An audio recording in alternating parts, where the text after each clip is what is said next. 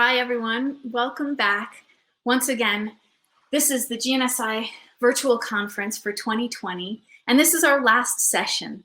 It's a panel discussion on online teaching and learning.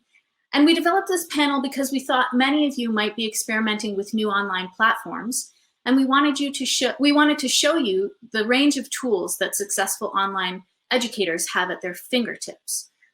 These types of interactions wouldn't have been possible 5 years ago because these platforms didn't exist, or many of them anyway.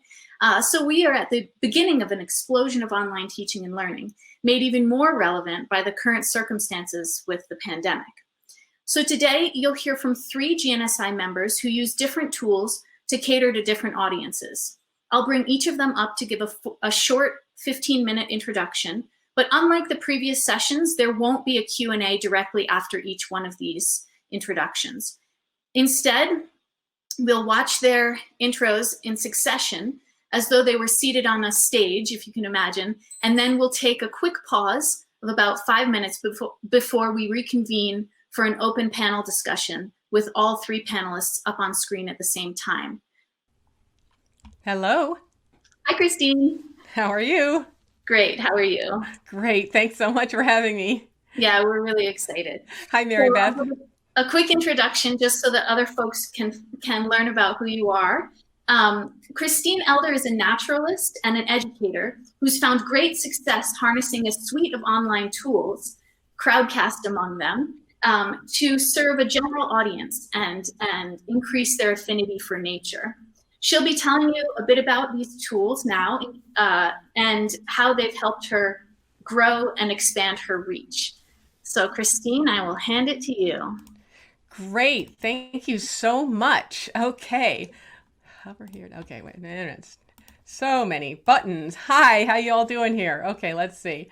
Let's get this together here. Oh, I wanted to share both. Oh, okay. I guess I can't have myself bigger there.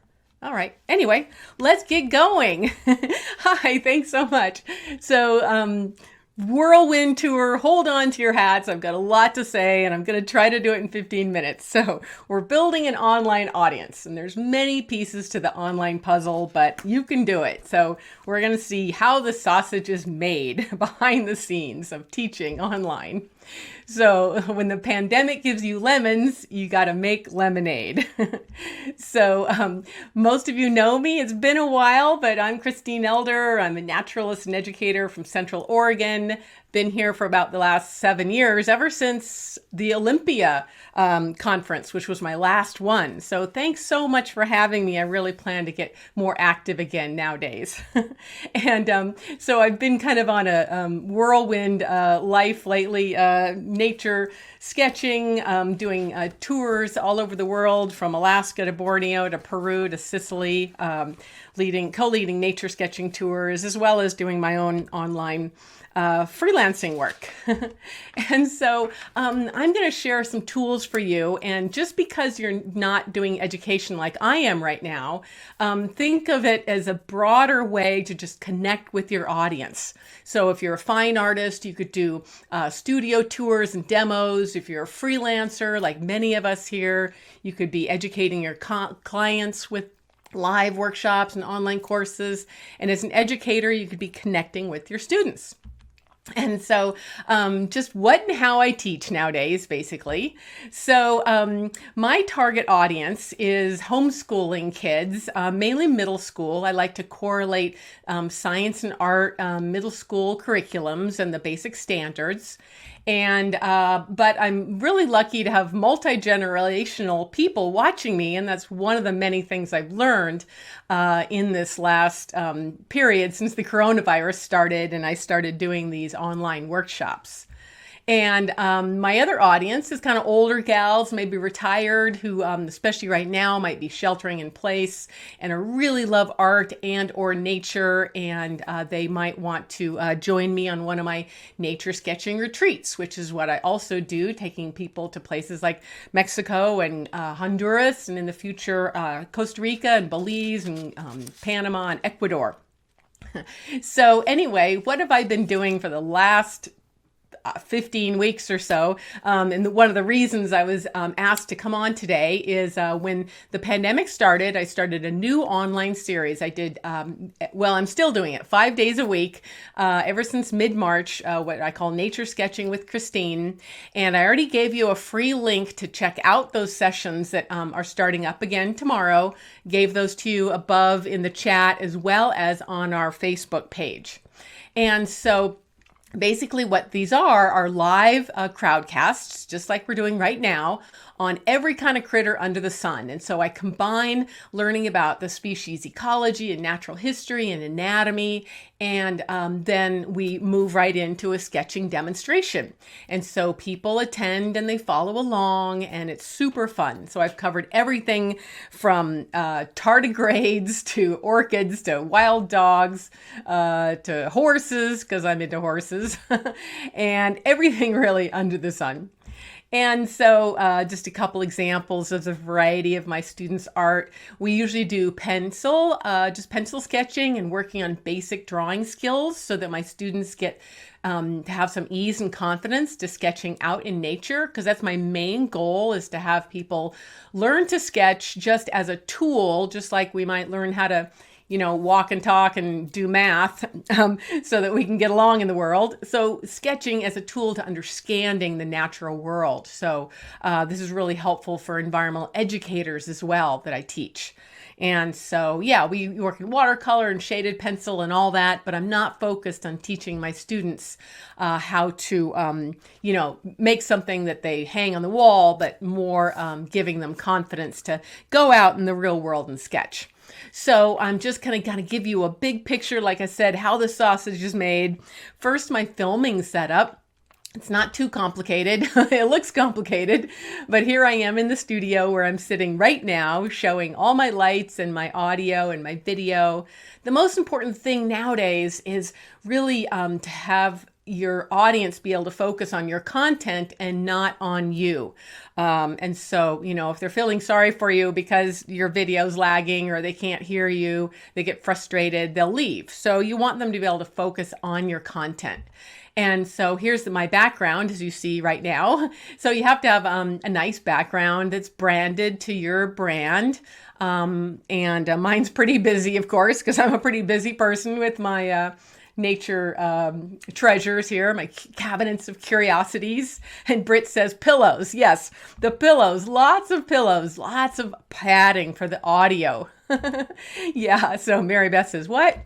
So the lights are really important. They aren't very fancy. You just have to have a lot of them, a lot more than you would think. And you want to have a good, be able to stream with a higher quality webcam probably than your computer has. It's really important to have good audio. I think that's even more important, they say, than light or picture is good, clear audio. Yes, it looks cozy. So the Yeti, I use this blue Yeti. And then a little bit of makeup, just enough to even out my complexion and to take away the shine. And so my other studio I have is where I actually do my filming tutorials. And so this is a little bit simpler because I'm not adding the audio, I'm simply videoing. So here you see my pink camera that's next to my head, that's attached to my birding tripod. And then I'm doing the drawing demo and videoing it just with my simple camera, but it is a high quality Samsung S10, I think, and with some good lights. And then so I bring that into my online tools. So now, whirlwind tour of my online tools. So I bring those videos that I edit with my phone into Camtasia. Lots of different tools here, but that's the one I like. Now, I'm going to mention a lot of companies, and I'm not trying to sell you any one of them, and I don't get any money from mentioning these. You should just do your own research with this, and it totally depends on what kind of platforms you use and whether you're in Mac or PCs. But anyway, Camtasia is super easy to use, especially what I use it for, which is pretty basic.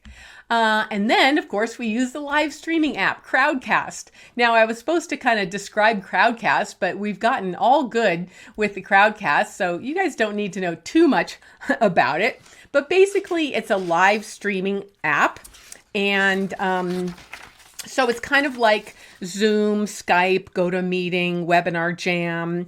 So it allows you to have kind of like a second website. So this is my homepage, and it shows all my past and upcoming events, and you can follow me. And so, it can, having this kind of a history of your work is really good for getting you more work. And that's one of the great things about doing these presentations I've done. I've done about 75 of them so far, is that they get you to have some know, like, and trust factor with your audience, which is really important no matter where you're coming from. In the guild, there's lots of ways for you to connect with people who would work with you or buy your products or buy your art. And so it has a really easy sign-in page, as you guys already know, and you can have things be free or a sliding scale or paid, or they can donate later on. And again, like I said, I put a link to checking these out this week with me, starting with Shark Week tomorrow. We're doing hammerhead sharks. And so how I integrate it is here is where I do a video of the critter that we're sketching, and I also do a PowerPoint slideshow. And as you know, there's a chat box, there's the donate button, there's the ask a question button, and then additional thing that you guys don't have here today is another button you could add that says click here for resources. So that's where people can go to your website and learn more about you or whatever is related to your live talk. And let's see. So here's the split screen of me talking about the geckos we used the other day. So basically, this is part of my nature sketching with Christine that I've done about 75 of so far. And again, live events like this, any of the platforms you use, live is just wonderful for connecting with your audience, especially right now when so many of us are sheltering in place. People really want to do live, and I have found so much more audience engagement and built so much more trust in my audience than with just my standalone courses. And I love the feature where people are participating. So here's just a few examples of me doing the tutorials while students watch.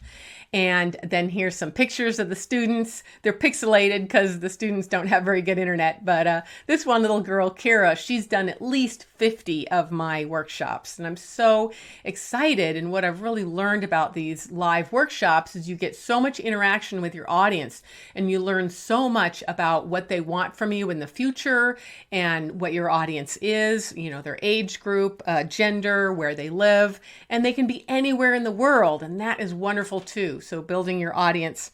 I've got people watching from Australia and South Africa and Ecuador and Alaska and all over the place. So let's see what else. Okay, and here's another son, another child. He's in Puerto Rico. So yeah, it's really great. And so it can be so lonely working at home. In fact, that's one of the reasons I really don't do very many science illustration commissions anymore, is because I love to interact with people and make what I think of as a bigger difference in the world and turning kids on to nature through a nature sketching practice. And so here's one of my adults drawing an armadillo. So anyway, so I do those live workshops, and those workshops are kind of a funnel to get my students, to get the viewers, that is, into my online courses. Although I do also use the live workshops as paid programs as well. So I can have those free to build an audience, and I can also have them sliding scale or paid. And then once they get into those and learn to know, like, and trust what I do, then I can get them into Teachable. And so Teachable, you guys have probably heard of something like that. It's let's see, it's similar to Kajabi and there's so many other, let me see, I'm losing my place. Where are the other? See, I haven't done a lot of research on competitors. That's why I say you need to do your own research, like typing in the word like Teachable versus something else 2020. So it's like Podia or Thinkific or Kajabi or Udemy or LearnDash. So basically it's where you can have a course curriculum. And here's the homepage for my courses. And so you can have lots of different standalone courses, and you can also have memberships that are recurring. And you can have coaching, which is a brand new thing. And you can have flexible payment plans, and things can be free as well to build people into your audience, that kind of thing. Yeah. Yeah, and Britt, you can call up audience members, and that's what I had mentioned before, is that I love the fact that my students can get up online in Crowdcast and show their sketches and ask me questions. So again, the interactivity of that is what I love. So Teachable is not interactive, but it does host a lot of courses, and that's good for people to interact with whenever they want to. Plus, I can move the online live courses in Crowdcast into Teachable as extra resources. So I can repurpose that content. One thing I've really learned in the last few years is don't keep reinventing the wheel. Do something once and repurpose it for a different course or a blog post or a newsletter story, something like that. Okay, and then, so here's just a few examples here of my other courses. You can have as many as you want, and yeah. Okay, and so here's one of my bird sketching courses, and that's kind of my specialty. Let's see, where am I? Okay, and then here's inside the curriculum. So you can bundle courses as well. You can include other courses and information about me or you, the instructor, and then you can have all these chapters to your course. And on your sales pages like this, you can have people preview certain parts of your course as well to see if they might like it. Okay. And so again, Teachable is just one of many platforms. I'm not trying to encourage you to buy any certain one. Do your own research. They all have pros and cons, but I've been lucky to have very few tech glitches. In Crowdcast, in over 75 live events, I've only had 2 tech glitches, and one of them was thunder and lightning where I had to get off and come back later. So yeah, anyway. Yeah, and then behind the scenes of Teachable, you can look at your users and what proportion of the course they finish and that kind of thing, and how much money you made, and you can integrate it directly into your bank account, all of that fun stuff. You can also have certifications of completion, analytics, automatic billing, like I said, quizzes. They also host your videos and your PDFs and all that stuff. And Cappy wanted to tell you that Cappy has some coupons for Teachable. I'm not sure what, but she can tell you later. But if you're interested in checking that out, she got some coupons from them. Okay, so really quickly, how the puzzle pieces fit together is that basically I promote my content on social media, and I'm inviting people to my free or low-cost presentations on Crowdcast Live. Then the participants are joining my email list, and I can follow them up with an autoresponder or welcome series where I can offer them to join my online courses. And once they've gotten into those, maybe at the top of my sales funnel, they might attend one of my annual tropical nature sketching retreats. So that's kind of my big flow chart of audience engagement, or my sales funnel, as they say. Okay, and then a couple essential, other essential components is, of course, you should have a website. Although if you do have, things like Teachable and Crowdcast, you might not need one, but almost all of us do. And your website really should be focused on your audience, thinking about what your audience needs, not just as a gallery of your work, but what they're coming there for, and giving it to them as quickly as possible and getting them on your email list. That is super important. I can't emphasize that enough.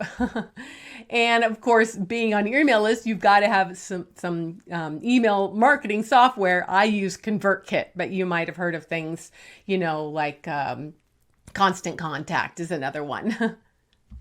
And then you might need to have different social media platforms. So I'm mainly on Facebook, and I also go live on Facebook almost every day to help people learn about my workshops. And live is always better in terms of social media. People really the platforms prioritize lives, and so they'll be shown to a larger proportion of your audience. So I do lives all the time, and that helps too. Okay, and then you've got to have a place to host your videos if you're having online courses or other things, or YouTube or whatever. If you don't have that, I use Wistia. And then you've got to have some way to get paid. So I have Stripe and PayPal, and those integrate in with Crowdcast and Teachable. And of course, we all probably use Adobe Creative Cloud to a greater or lesser extent, which also includes Adobe Premiere Pro, which is something you can use instead of Camtasia, but I find Camtasia a lot easier.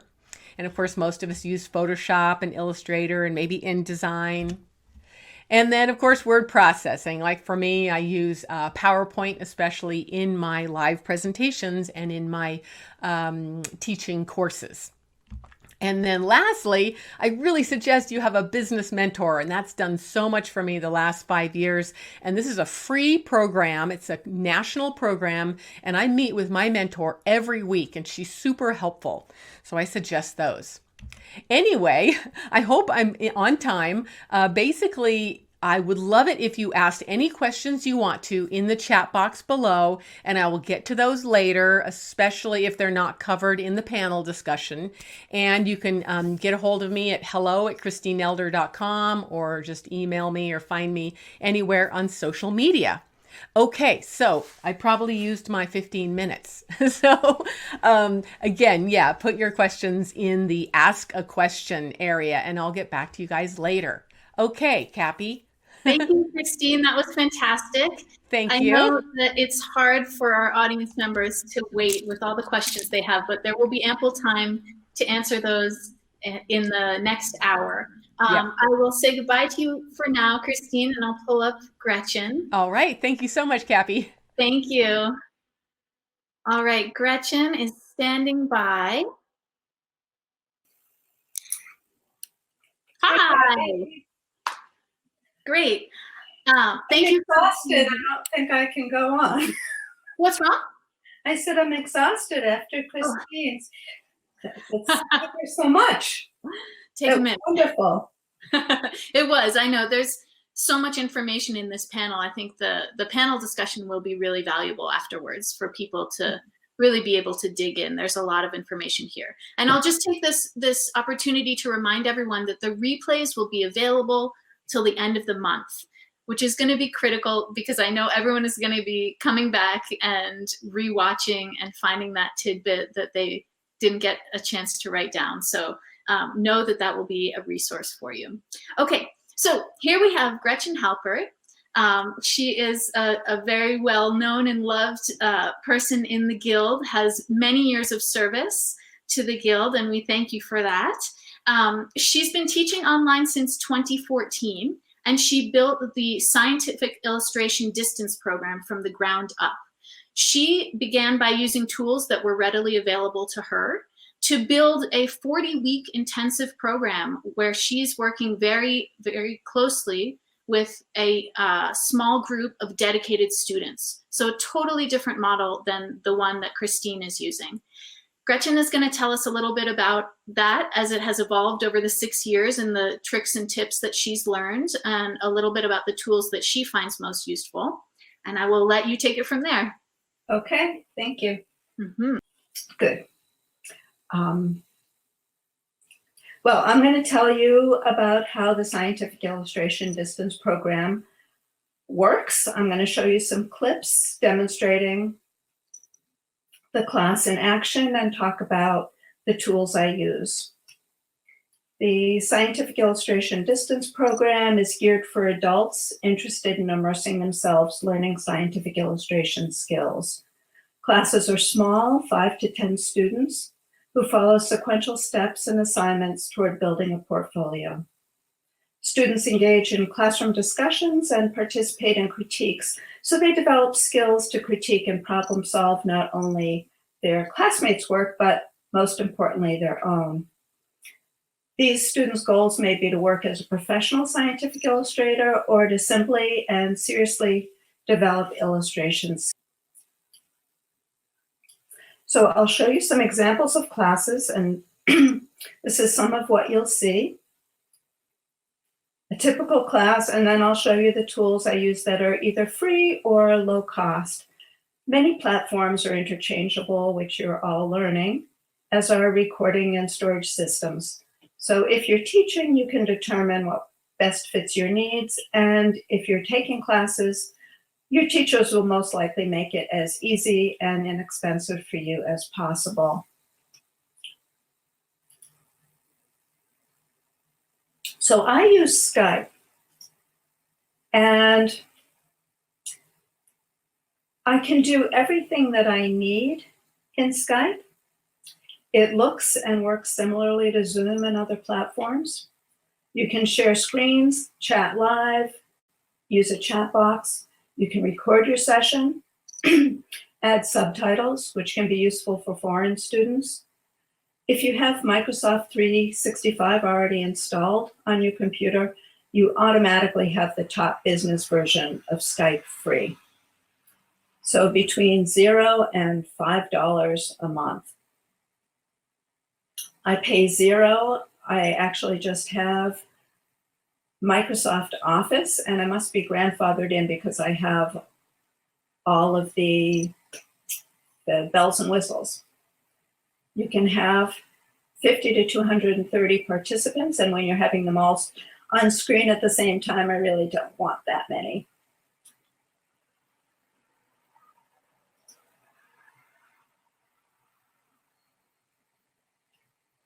So we can talk about the assignment in class to ensure that everybody understands it. Now here, all the students are visible on the screen the same way you would see in Zoom. They're simply covered over by the images that I'm sharing.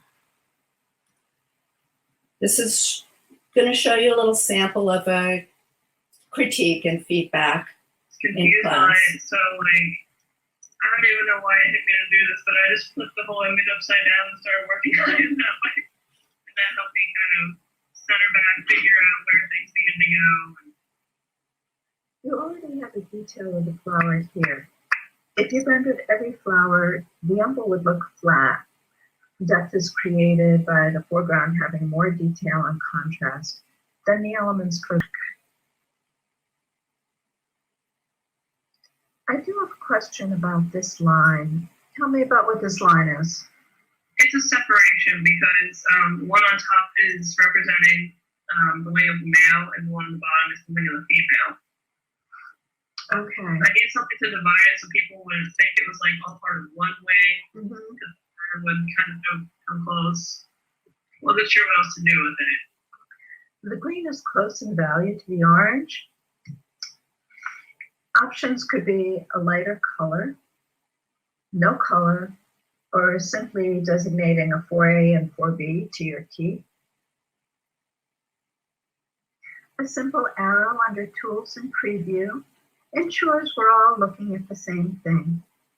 So feedback from the class?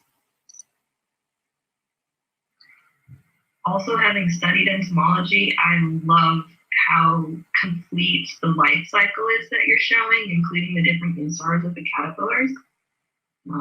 Have so much of the life cycle represented, so that's really cool. Thank you. Yeah, and when I was first researching about the caterpillars, I didn't realize in my first color saturation, particularly in the wings and in the flowers, such a delicate color. Did you think the tones paper really helped you? Actually, yeah. I mean, I love working with tone paper and Action it to the plant, or is that could you have made them bigger and it still be accurate? Or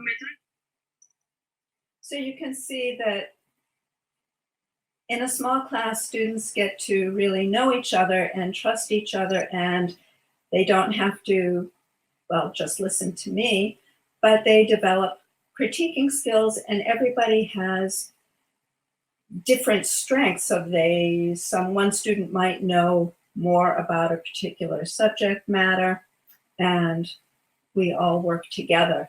This is a project proposal in session 3. The student will upload their files to Dropbox. I download them to my desktop and then share my screen on Skype. So we're talking about her project And they're very proposal. sensitive to human infringement. Mhm. So, I thought that this piece could be an educational piece that, someone could use to help educate people, especially since here in the state, they actually really do a careful study. So You could do one in color, have the other two in black and white, and because they are different colors, you could just do a section.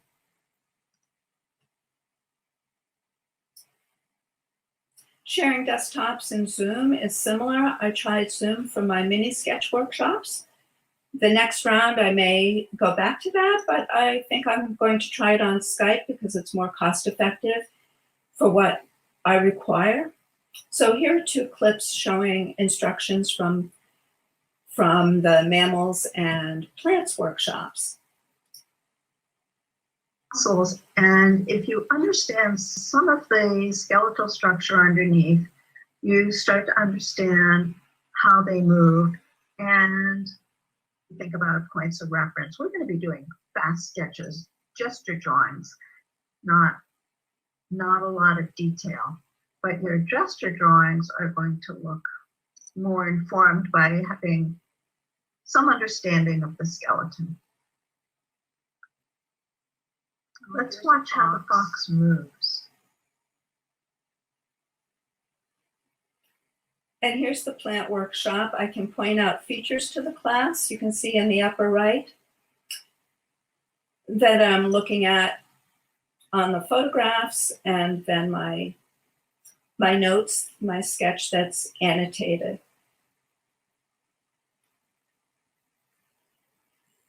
So for longer tutorials that students can watch on their own time, I use a video camera set on a boom, iMovie software, and I store it on Vimeo.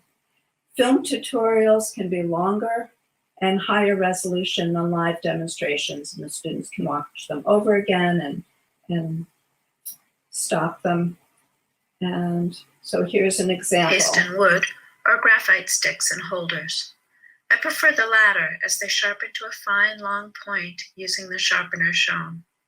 You can create a fine point with a sandpaper block as well. A plastic eraser erases cleanly with few crumbs. My subject is held the way it grows and is in front of me throughout the drawing. The apple is set just below eye level. My drawing board is at a tilt. Scientific convention dictates lighting from the upper left if you're right-handed.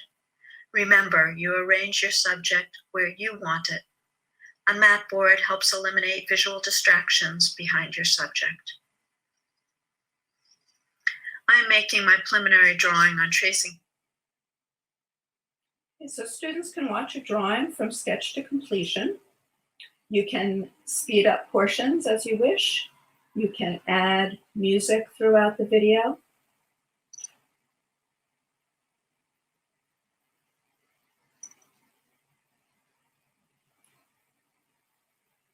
Light box, graphite paper. I'm using a light box. Including how to transfer. And here I'm explaining how to load and hold the crow quill, which is not intuitive if you've never done this before.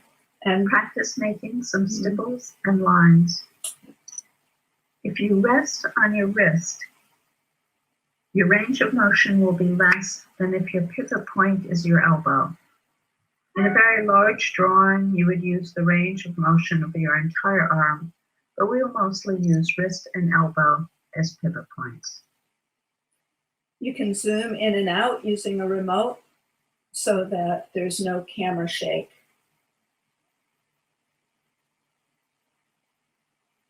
So these are the tools that I use for filming.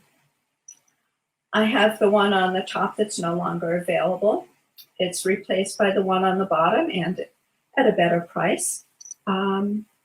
It's a medium camcorder. And here's an example of a boom where you can hold your camera right over your drawing. So it's not at an angle, and sometimes I'll be filming over the drawing and maybe even filming over my left shoulder with a separate camera and do a lot of editing. I think I'm going to buy one of these booms. I'm using, and you can do this too, tripods that I've jerry-rigged that look pretty much the same. And here it is set up. I'm using my iPad as my remote control. I can use my phone as well. And you can see how useful a backdrop is to eliminate light from behind. I have a large window and it would be pretty confusing for a complicated subject. Lighting can be tricky. I want light from the upper left on my apple. I also want light on my drawing surface, and I want even lighting for filming. So you saw all the lights that other people have used, and that can be tricky to set this up. So you see a shadow behind the apple, but that's not what the camera is seeing. The camera is seeing what's in my sketchbook.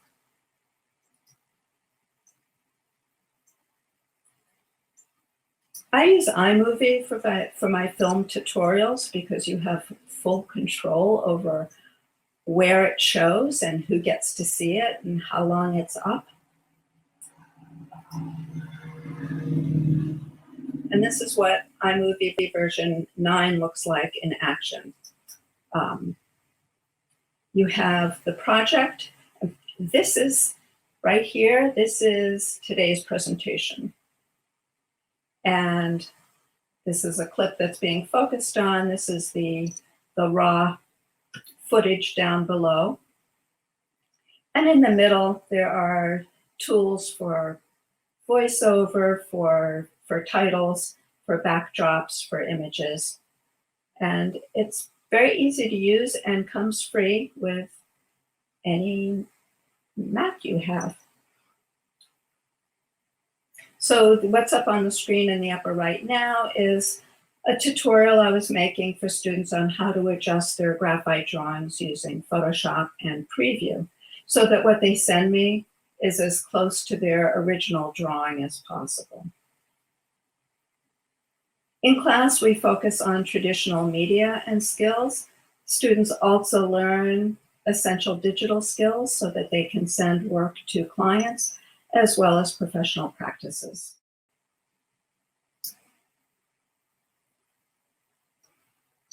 And this is it. This is the program website.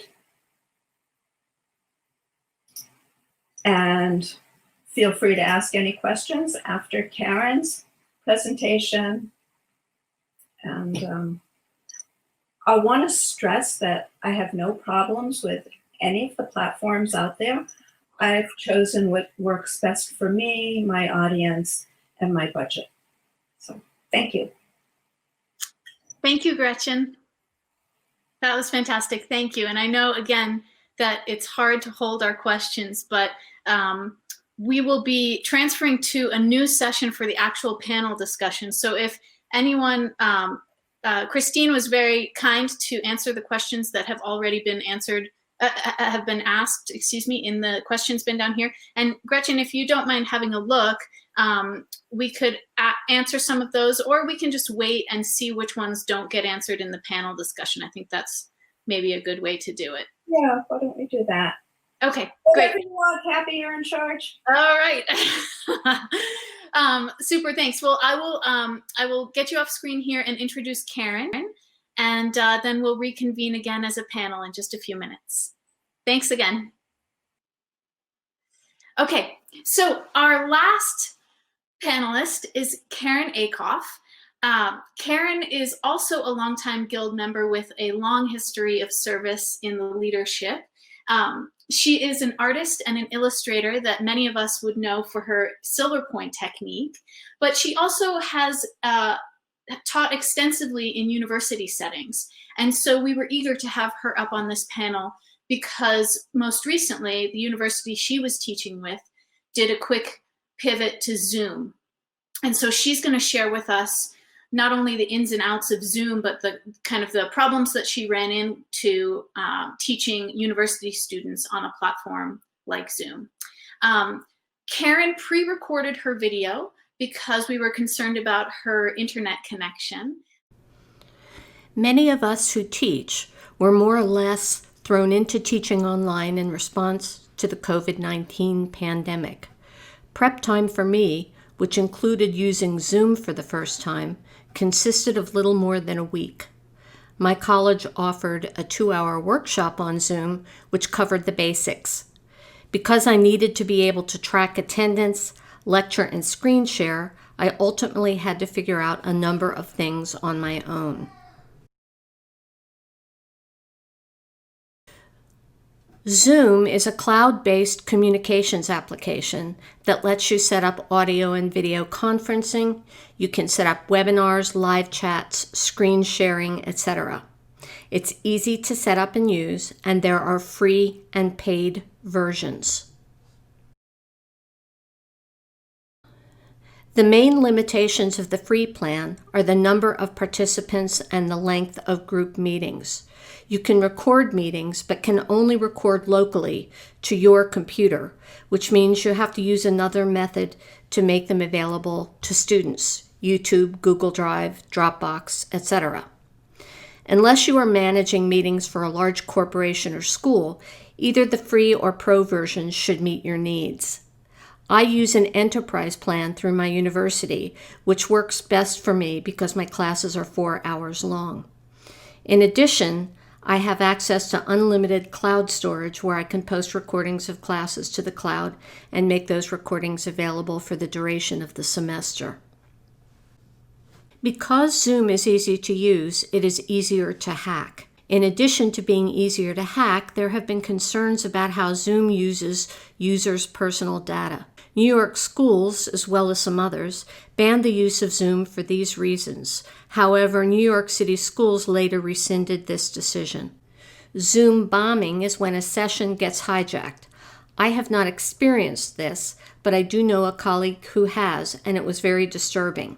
But it should be noted that Zoom has worked to increase their security through the use of encryption, passwords, waiting rooms, and registration.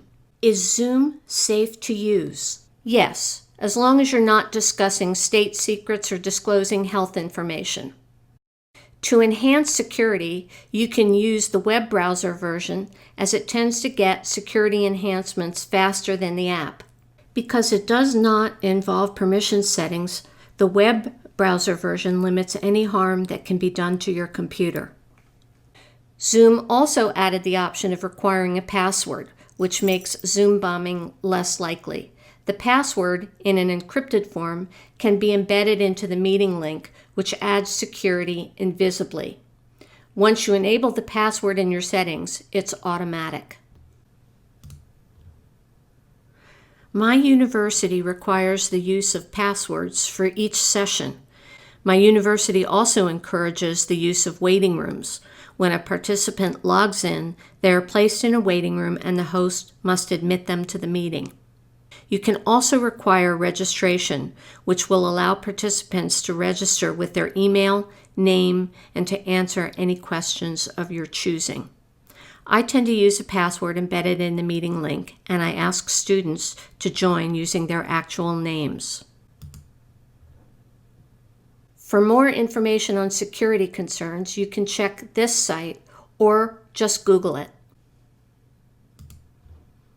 Account settings allow you to specify a number of things, such as enabling and disabling waiting rooms, security settings, whether or not passwords are required, whether or not participants have to sign in with an institutional address, your time zone, It helps if you and your participants are on the same time zone, whether or not participants are muted upon entry, and so on.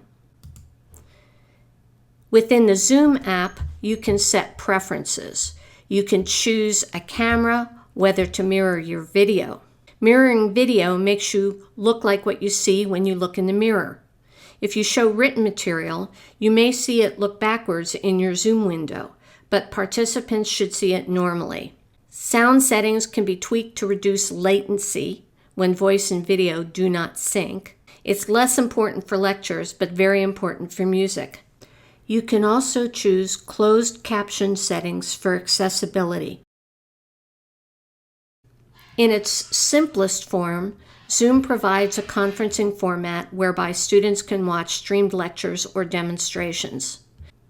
The basic format includes a main screen, which features a gallery of images of the host and each student.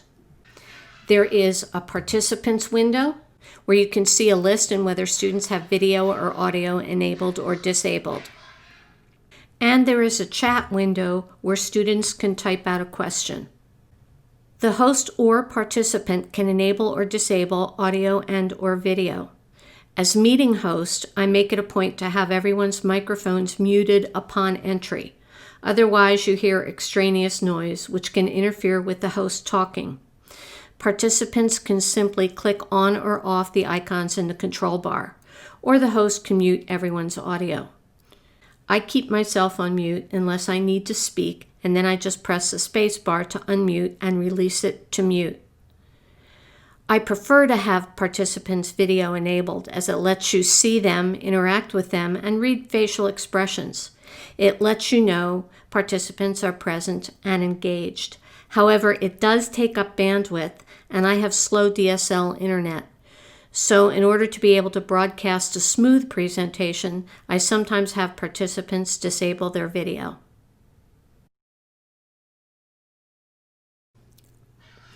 You can record a live lecture or demonstration, or you can record a presentation ahead of time and then post a link. Students can view the recording, pause, and replay as necessary in order to grasp the material being covered. The image here shows a screen share addressing how to work with formatting type. Video controls allow play, pause, or dragging the playhead to the desired location. There is a small window at the upper right that displays a video of the instructor.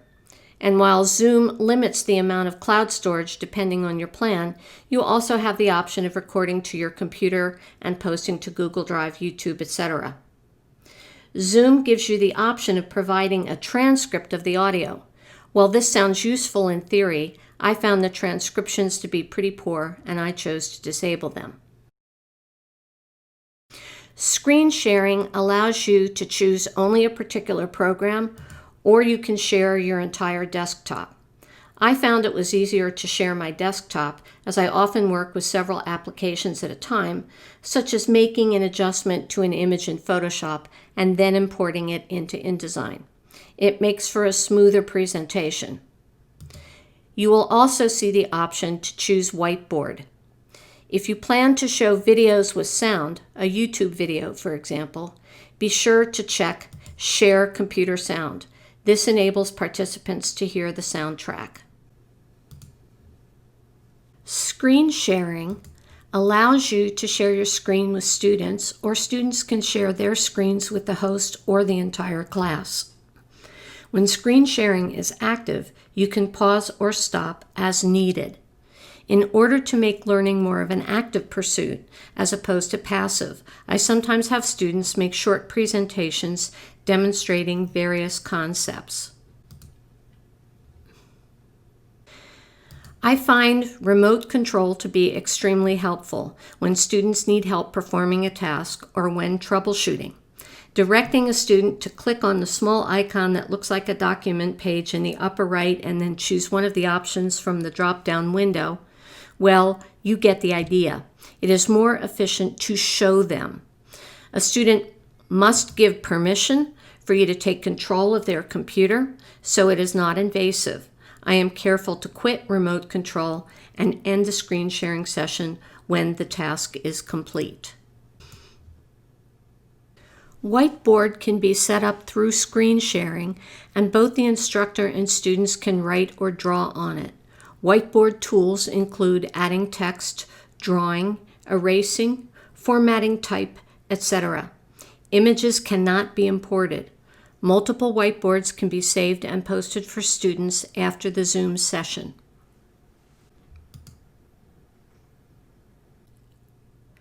The best advice I can give is to take a workshop if your institution offers them. If not, you can find workshops, paid or free, on the web. Not everything you'll need will be covered in a single workshop, but Google is your friend. Search for information on using the specific features you need. Try to test things out ahead of time. I practice with friends. I make it a point to practice screen sharing, remote control, using the whiteboard, and working with chat.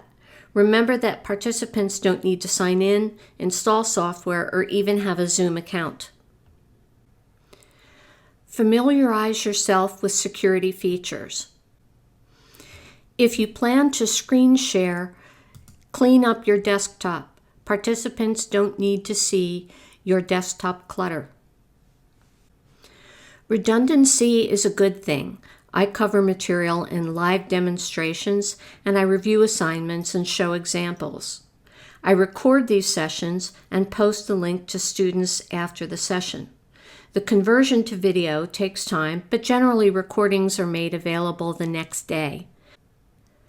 I also post handouts in Canvas, my college's learning management system.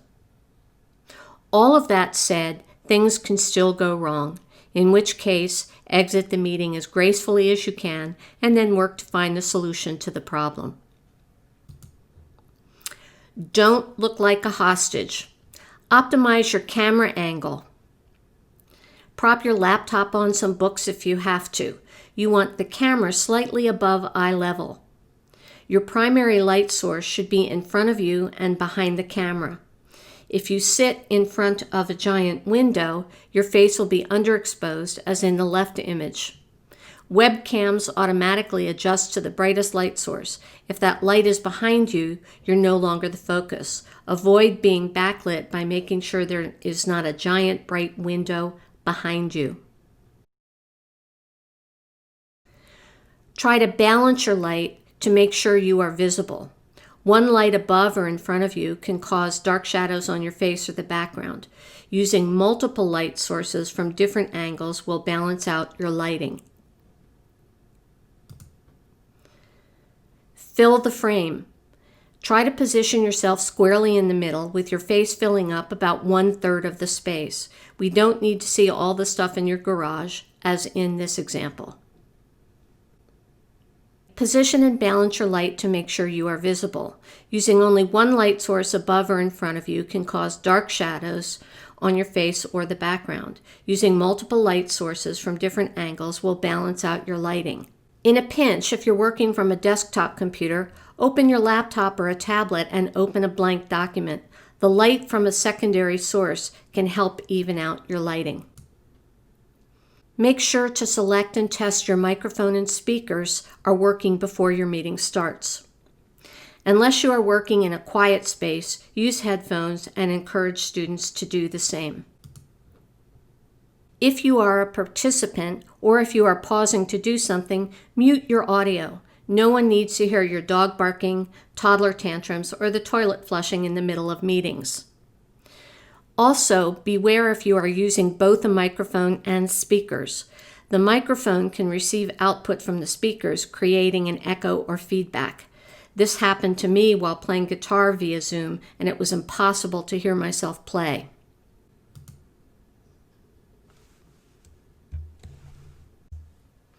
We've all seen it when audio and video are not synchronized. This is called latency. It is less of an issue when the host and participants only need to speak, but if music is involved, it can seem more pronounced. If you are using the Zoom app, go to Preferences, Audio, and choose Advanced.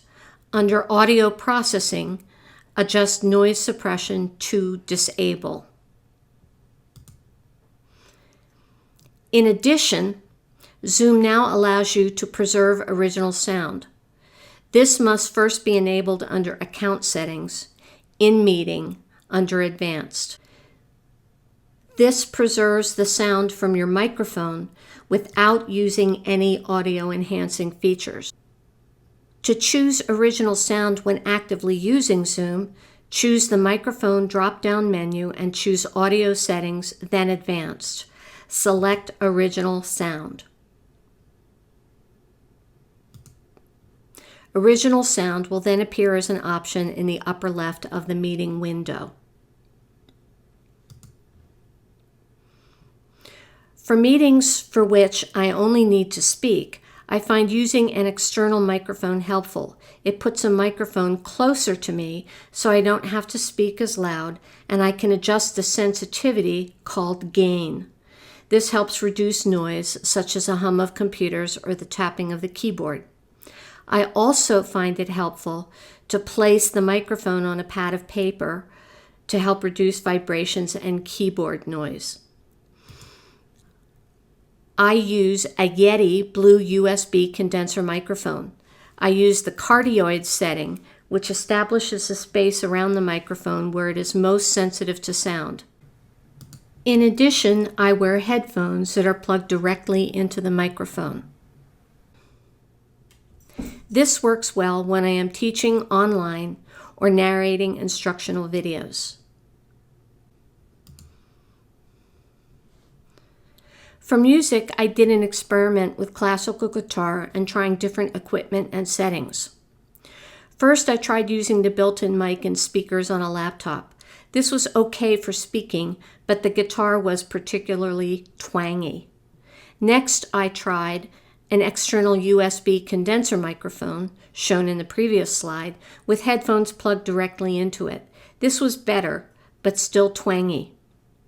After that, I tried 2 condenser mics placed at the left and right of where I was seated. The mics were put in anti-shock mounts to eliminate picking up vibrations.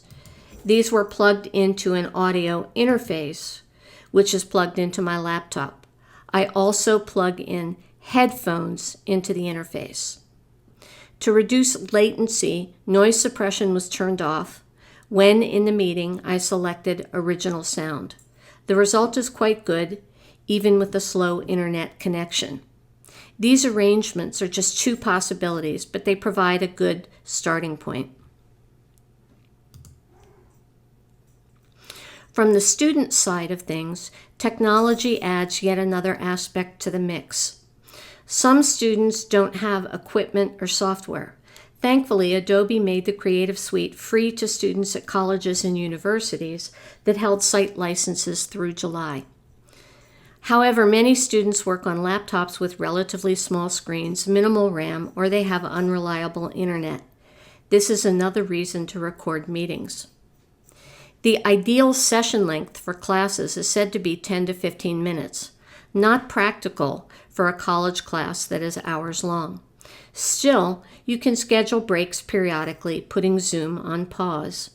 I find students resist taking breaks, but they really do need to get up, walk around, and look at something other than a computer screen. I start by engaging students at the beginning of class by taking attendance or by asking a quick question that requires a response. Redundancy works to your advantage. Revisiting the class agenda throughout a Zoom session helps students focus and remember what they're trying to accomplish, rather than just following instructions of click here and select that. Screen sharing and/or the whiteboard are helpful tools as well. Screen sharing allows a student to see exactly how a task is executed, and the whiteboard can provide notes for the entire class. I like to ask a student to enter whiteboard notes, as it both makes them an active participant and gives them responsibility to themselves and to their classmates. You can also use Zoom's polling feature, which functions like a survey. To break up a longer presentation, you can insert short exercises to make the class more active than passive. I also meet individually with students to review work in progress so they get input into refinements they need to make. In my experience, the biggest problem is my not being able to wander the room and look over students' shoulders. And although I do schedule individual meetings, it's just one point of contact, when ordinarily I would connect a number of times during an in-person lab session. Some college students taking a course may be taking it as an elective and may not be as invested or motivated as someone who is taking it as a requirement for a major. Ultimately, it is the student's responsibility to learn. By presenting them with a variety of tools, such as video tutorials, handouts, Zoom sessions, individual meetings, they can make decisions about how they learn best. As an instructor, you can only do your best to provide them with the tools to do this and to encourage their participation and engagement.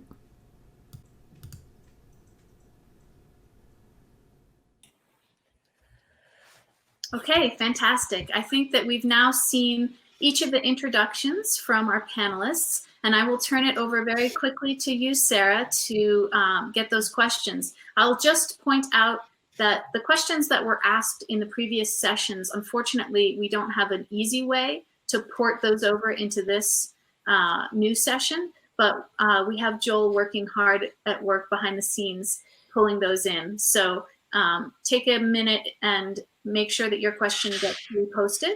And if it doesn't, please help us out by posting in this question bin. Okay, thanks all.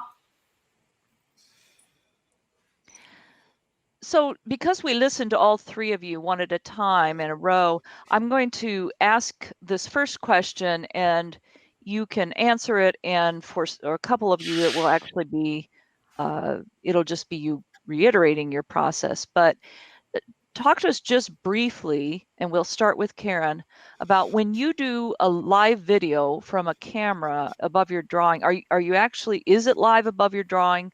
Or is it only just of you? And we'll start with Karen, and then each of you can kind of talk about that when you're, when you're filming or capturing you working. I've been teaching entirely on the computer, so I deal with screen shares, so I haven't been using a separate camera. Okay, perfect. How about you, Gretchen? Most of the time that I'm teaching or doing this demonstration, it's live. The longer demonstrations are pre-recorded. Okay. Yeah. Thank you. So that system that I showed with the camera and the boom. Right. Okay. So it depends on the length then of the demonstration or the piece that you're doing. So, okay, wonderful. And Christina, do you want to remind us about your process with that? Yeah, well, I used to try to use my camera, and I would toggle it from looking at me to looking at the table and then drawing and talking at the same time. And that just uses both sides of my brain too much. So that's why I pre-record with the different lighting setup in my other room. And then I bring it in and add the audio live. So I narrate it live, but it's already, the drawing's already done. So I don't have to be combining those two. And then I can pause it at any time and answer questions. Wonderful. Okay, thank you. Gretchen, a follow-up question. Somebody would like to know what video camera and boom do you use? Okay, the ones that I showed in the video. Mm-hmm. And so the camera is a Panasonic and camcorder, and I can go and get the numbers, the model number, and post it somewhere. And okay. The boom, I would recommend what I was in my video, but I use some tripods that I've jerry-rigged and put weights on, and Okay, good. All right, thank you.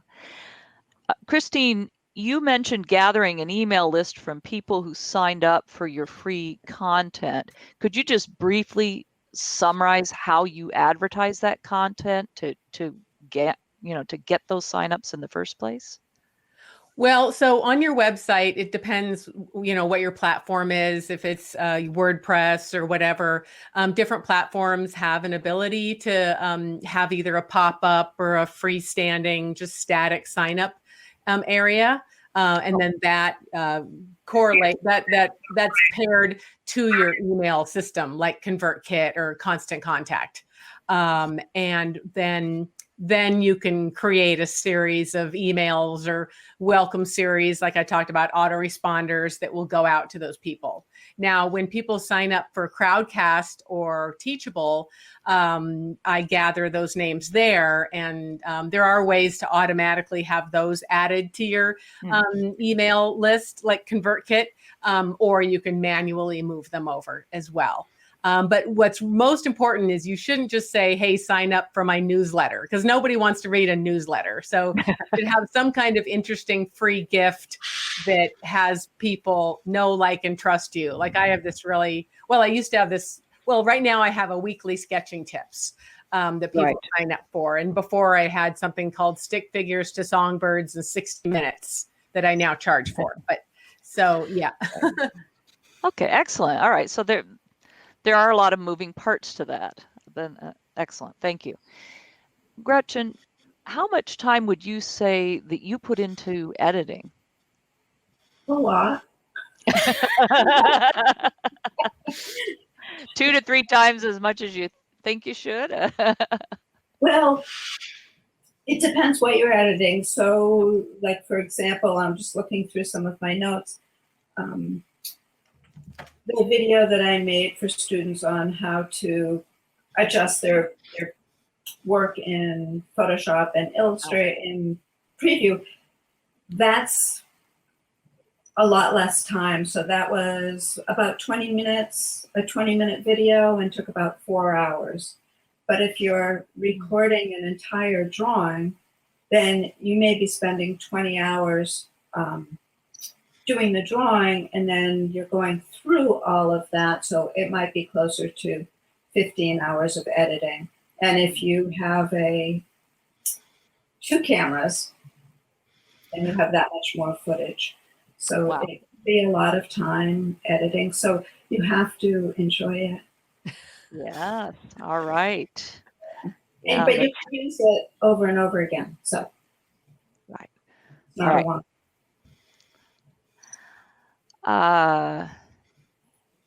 Okay.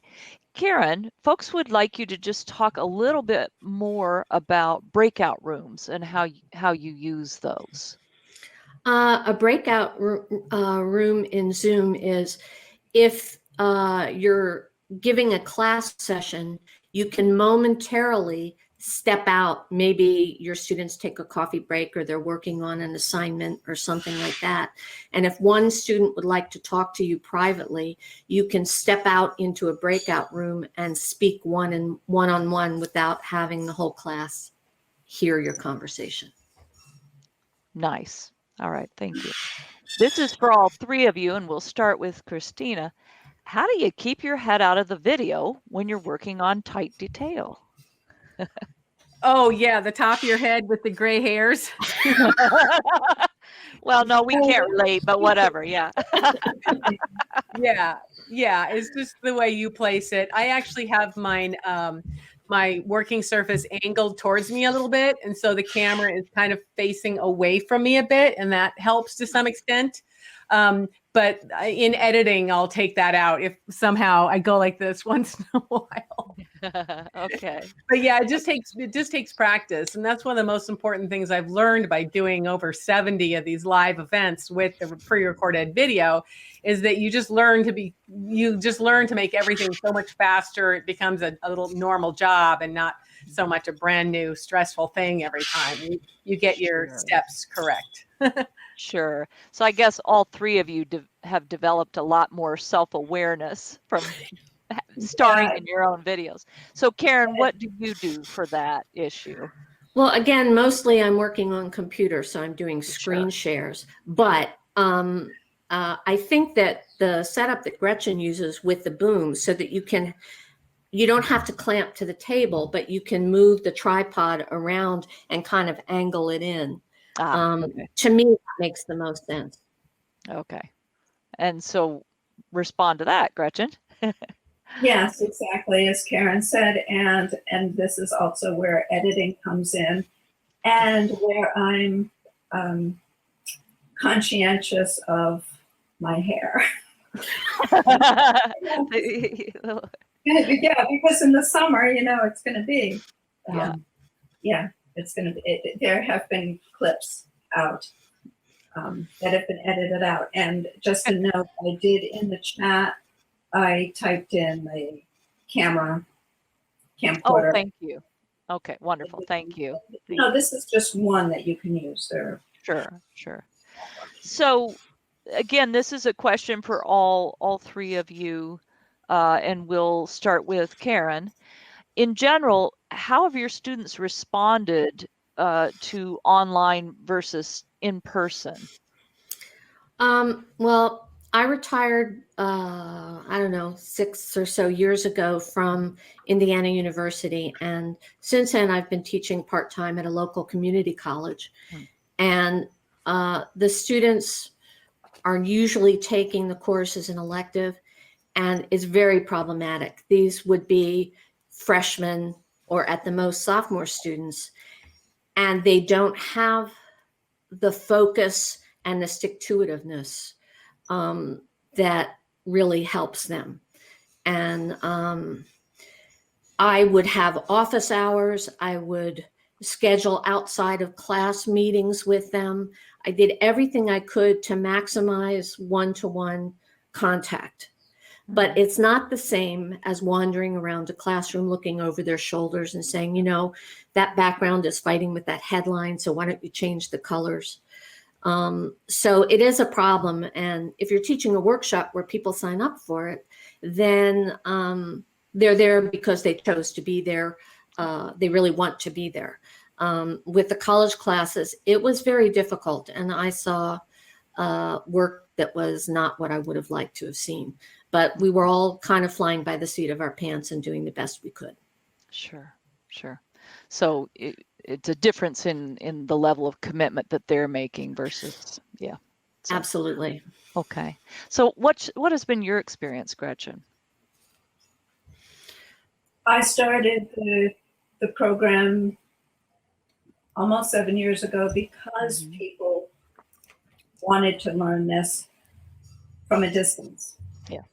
And so I responded to a need of people who were contacting me and saying, and me searching for some programs near them or any online programs for what they wanted to learn, and there weren't any.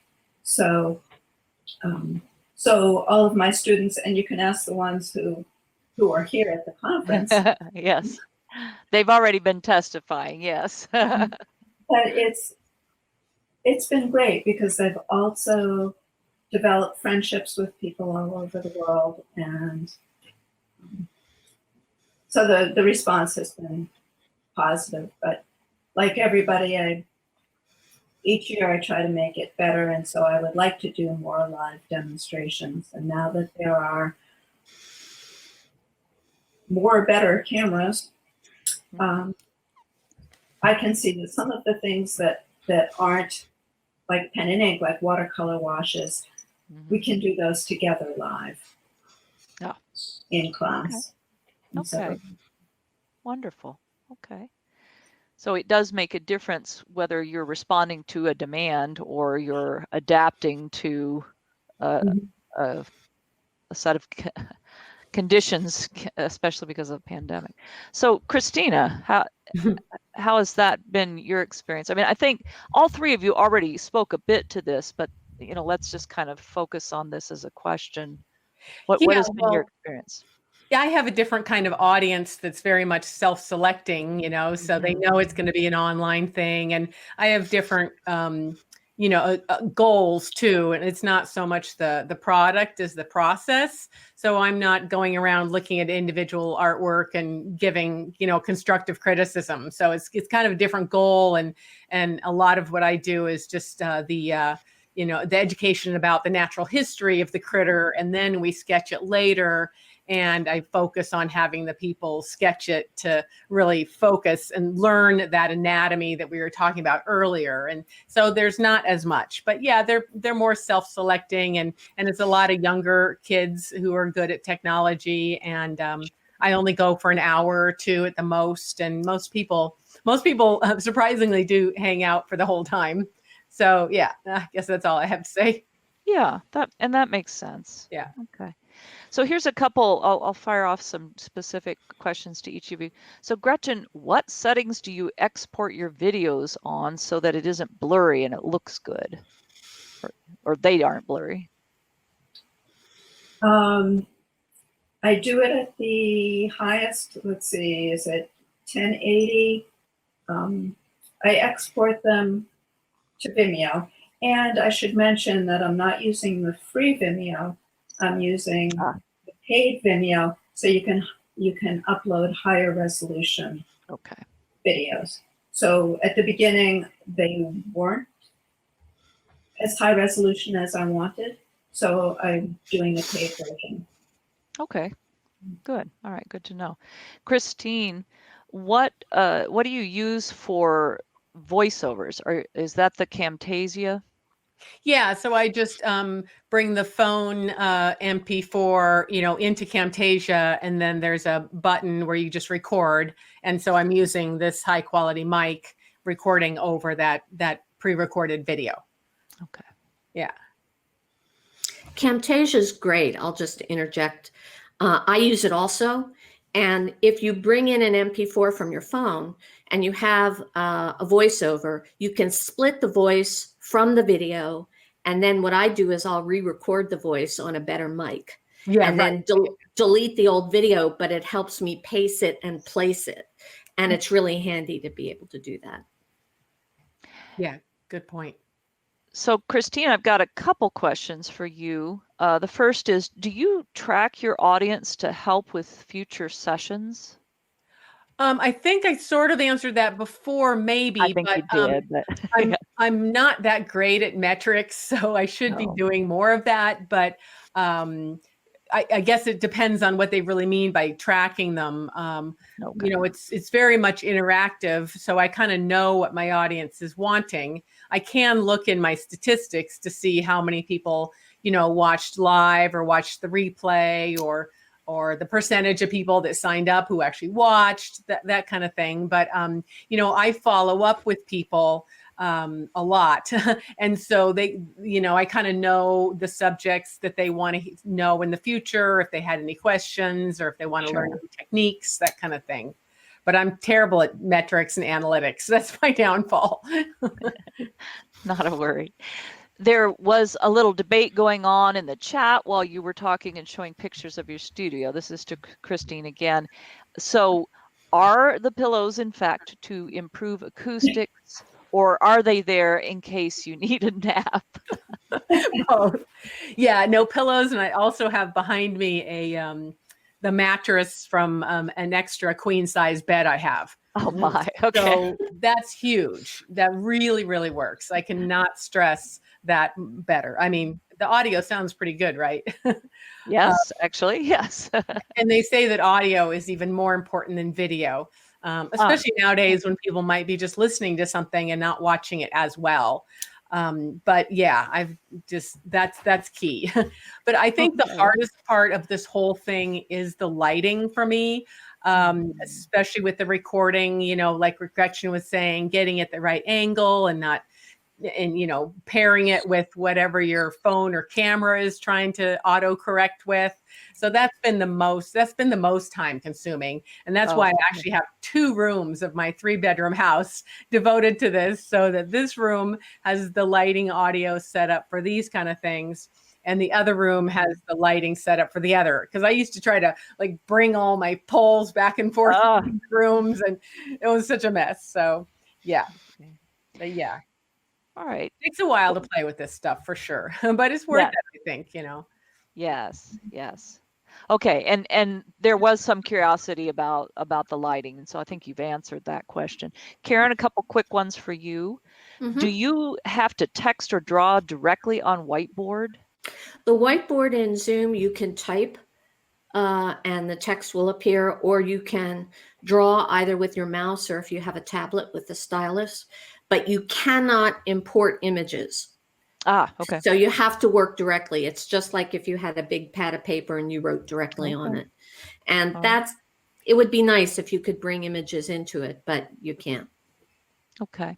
And somebody has a clarification question. They want to know, where do you record, just Cloud or YouTube? If you've got the free Zoom, you have the only choice you have is to record to your computer.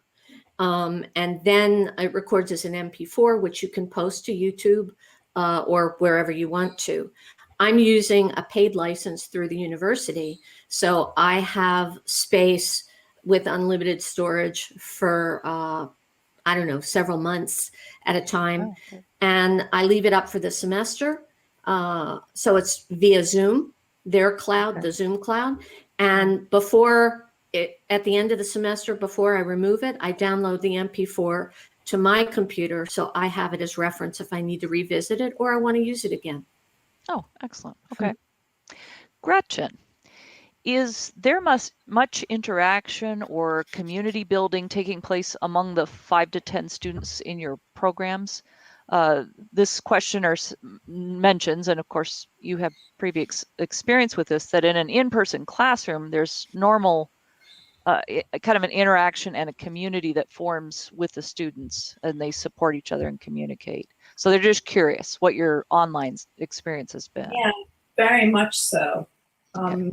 You saw the example, even though there were papers over it, of people talking, but people are in the same class together for 10 weeks.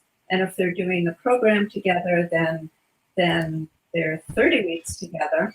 They're doing it at the same time. And then they do a 10-week internship with the scientist. And so, yes, and then people can join in, but I would say very much there's a community feeling. And even one of the classes they've continued their own Skype sessions once the class was over, once they were all, so they still meet monthly. So that's Nice. how close they've been. Yeah. Okay. Wonderful. Christine, I think this is a question. Can you do the split screen and audience can share what they're doing in Crowd? So this is a question about Crowd. Right. Yeah. So like my face would be on one side and their face would be on the other side, and they could be showing their artwork. So yeah, there's a variety of ways. You can be big and the other person can be small, or you can be equal size, or you can just have one person up there, whether it's you or the audience, and the second person's not there at all. So lots of variety. And I think a lot of the live streaming apps are like that, give you options. Okay. Somebody has a question, and really all three of you are welcome to chime in on this one, but folks are looking for affordable options and used equipment. And so they're just curious if you know of, or do you ever use resources or sources for gently used equipment, I would assume. No. Okay. For the running of the business or for our own work?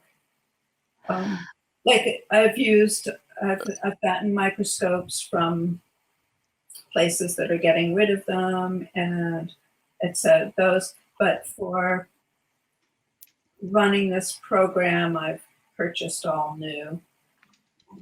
Okay. It wasn't, there just wasn't much. Yeah. I think it's hard to find a reliable. Karen, you are disconnected, which means I don't know if you actually hear us or you're coming back. So I think I'll. All right. So here's a question that any of you can answer. Or actually only Gretchen and Christine can answer at the moment because you're still here. Have either of you done a drawing demo by drawing in Photoshop and then sharing the screen as opposed to a Photoshop demo? I'm not very good at digital really, but I was trying that for a while. I was actually just doing it in Adobe Illustrator, but you know, you might want to do it in something better like Procreate, I guess, or something. But yeah, I mean, that's totally an option.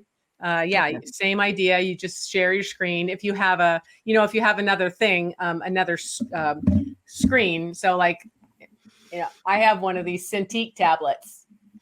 So I can do that if I want to. Okay. But yeah, that was just kind of awkward for me, and I'm more of a traditional artist, so I do Okay. that. How about you, Gretchen? I don't, but you certainly could. And there are enough tools for pointing things out to students that are already built in. So I don't feel, we don't do a lot of drawing in class. Most of the classwork, most of the drawing they're doing at home. Sure. Well, at home anyway. And we're spending more of the class time on lessons and critiques and demonstrations, things like that. You know, for now, I can change at any time, but I have thought about hooking up the Wacom and the Procreate and trying that, but I just haven't felt the need. There's so many things that are already produced by me or in the guild handbook or Sure. like that. But Karen, since Karen is teaching digital, then she may, if you heard the question, Karen, you may do demonstrations digitally. Yeah, I do a lot of demonstrations digitally. And one thing I was hoping for is, you know, they have these little apps that will highlight your mouse. And since I have a large screen, that's really handy. Sometimes they'll make it lighter around there, a red circle or something. But the problem is every single one that I've tried doesn't work with Zoom. Oh, all right. So that really doesn't help. But if you're pre-recording something, you can highlight things. On a Mac, if you shake the cursor quickly back and forth, it enlarges it. So it'll help people see where it is if you want to call their attention to something. Okay. For all three of you, how do you cope with not being able to see how the students are holding their tools or possibly not understanding a particular technique? Do you have them demonstrate for you sometimes while you're in these live sessions? Or does this come up for you? Well, for me, I use pretty simple techniques. So I'm not like you guys where you're doing more advanced things. And I have other tutorial videos they can look at that shows more of those techniques as a background. But yeah, you guys probably have more to say about that. Yeah, I initially, when I first started, I tried doing demonstrations. My student was in Japan at the time, and so there was a lot of what they're seeing depends on their connections too. And actually, she was in 4 different countries during that time that we worked together, and it was all seamless. But that's when I started making tutorials. And I thought, it looks clear to me, but it's not necessarily going to be clear to everybody. So for using acrylic and ink or for fine pencil, I've gone with the tutorials. Okay. For me, there's a very important feature, which is I can have the student share their screen with me and I take control of their screen. So I can move their mouse and pull things down from the menu, because students have a habit of not learning the proper terminology. So they say the little thing up in the upper right-hand corner that looks like and I'll say settings. And I do try to explain to students they need to learn to speak Photoshop or speak Illustrator. And but it's just quicker to take control of their screen and show them. And that's really handy, and I use that a lot. Okay. So I've got a couple more questions maybe. Here's one again for all of you. If you can remember back a bit when you first started, or maybe this is true every time you sit down to record, I don't know, but people are wondering who are starting out, how do you overcome nervousness of drawing live? Now, maybe the three of you never feel that or never did feel that, but if you can recall, what if the drawing doesn't evolve the way you planned? Here are the anxieties that you might have. Would you recommend to film and edit first and then start attempting to go live? That's the question, or the series of questions. Well, for me, I was teaching live in the natural science certificate program at RISD and at Brown. And so I was used to, for many years, doing demonstrations and sketching live. And because a lot of us do field sketching and teach field sketching, you learn pretty quickly not to be so concerned on your results. Not to have your ego wrapped up in your demonstrations. So doing it at home, you can always do it over again. Yes. Yeah, so I totally agree with Gretchen. And, I do a lot of field sketching, and I encourage my students to make mistakes. And I like to have my students see when I've made a mistake, like in proportions or something. I always talk about negative shapes and angles and alignments and relative proportions. And if I've drawn something wrong and I'm fixing it, they're seeing my thought process of how I fix that. And also that, I'm not perfect. And again, the idea of, for me, I'm not trying to have people have a certain product as much as the process of learning about something, getting bold enough to have the confidence to sketch and not really care as much about the results. But also that question relates to just being live, in doing live workshops, and that, it just takes practice, and you just get better, and you have to practice, just like riding a bicycle. And also that's one reason I love live, because it's more like my teaching experience, like you folks, teaching live in front of real classrooms. And, to pre-record something for me, I feel a lot more stiff, and I feel like I have to read from, a pre-recorded, paper. But live, I feel like it's just more natural. And that's why I do so many of the live streaming videos. That just gets rid of that. But I'm not as good at my pre-recorded content. But it all takes practice. Good. And what can go wrong will. And I taught my first class before I graduated college. So I just got used to it. But I cannot play music in front of anyone to save my life. But I can teach art. So go figure. Yeah. And these are all first world problems, especially now with our pandemic. Yeah.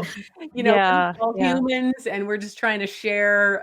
We have a common love of nature and art, and we make mistakes, and it's kind of endearing when you make a mistake to your audience sometimes, and it makes them feel like they can be themselves too and be real.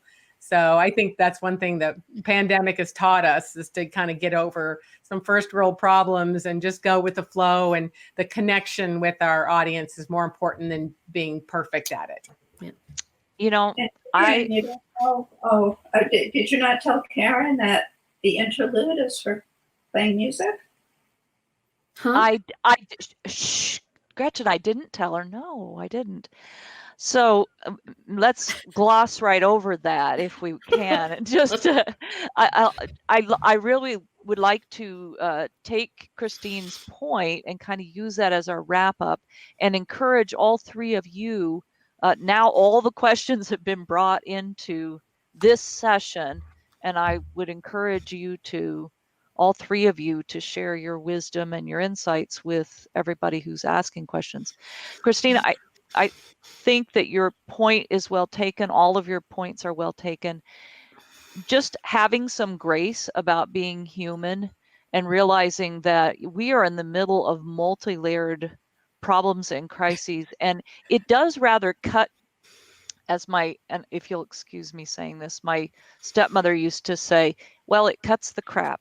So, we don't have time to be self-conscious. Yeah. And it's rather wonderful for students to see you being a human being and exploring and making mistakes and reveling in those and moving on. So yeah, I would concur with that. So thank you so much, all three of you, for sharing what amongst the three of you is quite a breadth of knowledge and ideas and hacks and grace and expertise, and I'm really grateful to you for sharing. Well, thank everybody for attending. Yeah, thank you. Thank you, Sarah, and everybody. Sure. Yeah, Gretchen and Karen, and thank you. Mm-hmm. And either we have a musical interlude right now, or that Karen is going to do for us, or wait a minute. Oh no, Cappy is here to wrap us up. Musical interlude. Sorry, folks. Karen has never been more happy to see Cappy. I will shut your cameras off so that you don't have to sit awkwardly next to me. Okay, thank you. And next time I'll come with better lighting. Next to Christina, it looks so dark. Okay. The magic of lighting. Yay! Can you tell I don't do this for a living? All right.